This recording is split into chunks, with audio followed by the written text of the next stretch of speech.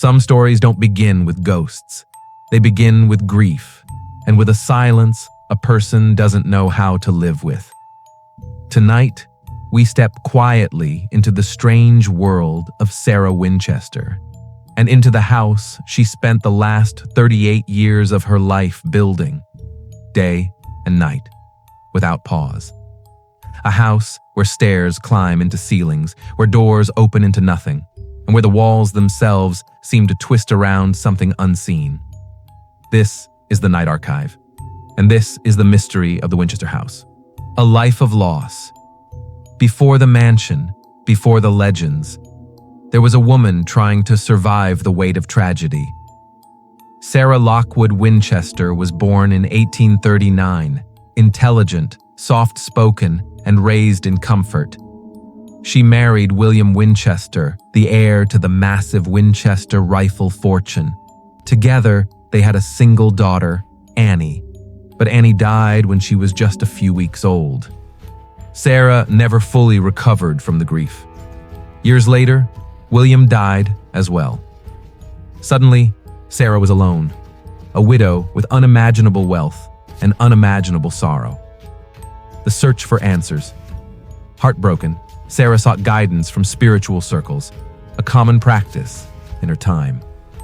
One story claims she met a medium who told her something terrifying: that the spirits of those killed by Winchester rifles were restless, and that they believed Sarah carried their grief. According to the story, the medium told her, "Build a house for them. Build and never stop building." Whether this meeting truly happened or not.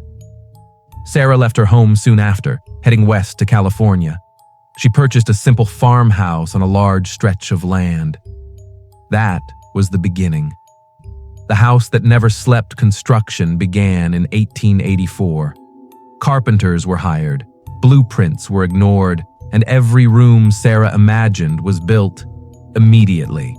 No master plan, no architect, just endless building. Workers often said the pacing was surreal.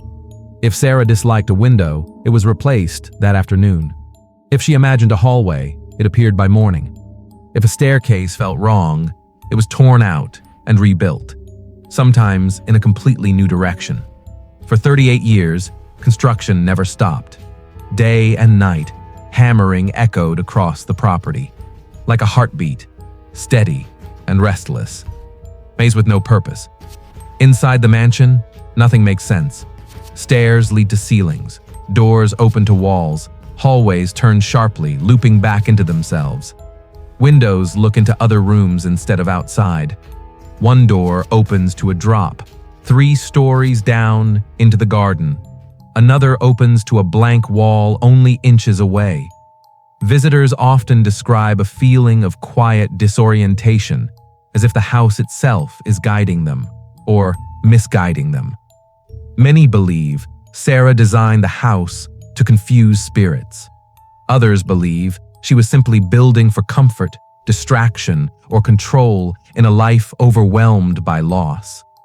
The truth might be somewhere between. Sarah's daily ritual. One of the strangest reported habits was Sarah's nightly routine. At midnight, she supposedly rang a bell, carried a lantern through the halls, then entered a sealed room to speak with spirits. At 2 a.m., she rang the bell again, signaling the end of the spirit conference. Then she would return to her bedroom, quietly moving through the twisting hallways. Some employees swore they heard footsteps that weren't hers. Others claimed they saw lights flicker, as if shadows moved through rooms unseen. But Sarah never explained her rituals, never wrote letters about them, never confirmed any rumor. The house kept its secrets because she kept hers. The seismograph room. In 1906, a massive earthquake struck San Francisco. The Winchester house suffered heavy damage. Rooms collapsed, staircases twisted, and beautiful features crumbled into rubble. Sarah became trapped in her bedroom until workers freed her. Afterward, she sealed off dozens of rooms entirely, including some said to hold her finest, most luxurious creations. People claim she believed the spirits were punishing her for stopping construction, even briefly, during the disaster. So she intensified her building routine. More rooms, more hallways, more doors that led nowhere. The house became a living map of her shifting fears and her attempts to outrun them. Architecture without logic. The mansion grew to 7 stories tall at one point, though today only 4 remain after the earthquake. Inside, you'll find staircases with irregular step heights, tiny doors opening to vast rooms, vast doors opening to tiny cupboards, chimneys that stop short of the roof windows placed at floor level, and skylights installed under other floors. Some sections feel strangely compressed, almost claustrophobic. Others expand suddenly into wide, airy rooms filled with colored glass. It is a place where logic loosens its grip and imagination takes over. The number 13. Sarah used the number 13 in countless places. 13 windows in a room, 13 steps in a staircase, 13 hooks in a cupboard, 13 panes in a window, 13 drain holes in a sink. Whether it was superstition, symbolism, or comfort, nobody knows. But the pattern appears too often to be coincidence. To Sarah, 13 meant something. The stories of Spirit's employees told stories of cold spots in warm rooms, doorknobs turning softly, footsteps on the hardwood floors when no one was there, lights flickered without electricity being an issue, shadows moved through hallways that were empty a moment before. Some spoke of a gentle presence near the ballroom. Others claimed a figure followed them through the long hallway on the 3rd floor. But Sarah herself never confirmed any haunting. She lived quietly, moved softly, and never spoke publicly about ghosts. She simply continued building. Why she built people have argued for decades about Sarah's reasons. Some believe she built the house to confuse spirits who followed her. Others believe she built it to keep herself distracted from grief. Some think she built to create order where life had lost meaning. And others argue the house was simply a wealthy woman's creative obsession.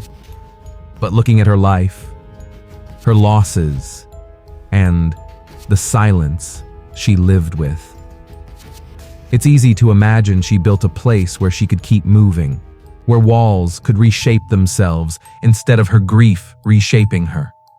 A house where she could stay ahead of sorrow, even if only by 1 hallway's length. The end of construction. On September 5, 1922, Sarah Winchester passed away quietly in her sleep.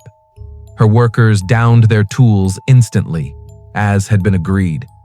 The house fell silent for the first time in 38 years. No more hammering. No more footsteps echoing through unfinished rooms. Just a vast, strange mansion, frozen in time, halfway through 1,000 ideas. What the house is today. The Winchester Mystery House is now a historical landmark. Visitors walk through its maze-like interiors, exploring the rooms Sarah designed and redesigned endlessly. Some feel awe, some feel sadness, some feel watched. The house doesn't give answers, it offers impressions, as if every wall carries a whisper of the woman who shaped it. She never intended it to be a museum. She never expected visitors. She simply built a place where she could keep going. Maybe that was the only purpose it ever needed. The quiet mystery. People still debate what truly haunted Sarah Winchester. Was it guilt, grief, loneliness, or something she believed she saw or felt in the darkness? We can't know. But when you walk through her beautiful, impossible home, you feel something. A tension, a tenderness, a lingering question. The kind of quiet mystery that doesn't want to frighten you, just stay with you. Thank you for joining this quiet retelling of the Winchester Mystery House, a place built not to be understood, but to be lived in, one strange room at a time. This is the Night Archive. Until the next story.